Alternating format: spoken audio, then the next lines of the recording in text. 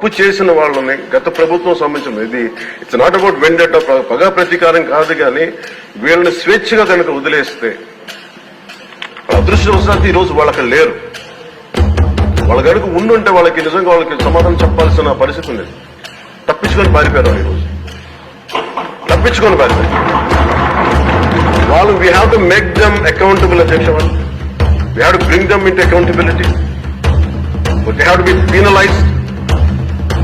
వాళ్ళు దయచేసి గౌరవ ముఖ్యమంత్రి గారికి నేను మీ తరఫు నుంచి దానికి తెలియజేసుకున్న అధ్యక్ష, దయచేసి వీరిని we have to penalise them sir. వాళ్ళకి సరైన శిక్ష పడాలి సార్. తప్పించుకోవడానికి కుదరదు సార్.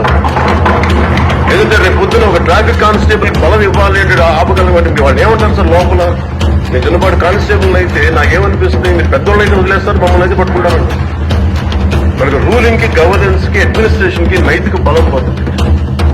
ఐ రిక్వెస్ట్ యూ, నేను మిమ్మల్ని నేను చేసిన అందరూ హౌస్ మెంబర్స్ గౌరవ సభ్యులందరినీ గౌరవ ముఖ్యమంత్రి గారిని అడుగుతున్నాను అధ్యక్ష.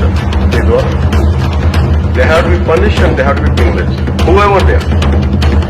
వెండట పద ప్రతీకారంతో కాదు, కానీ we promise that we will bring back accountability.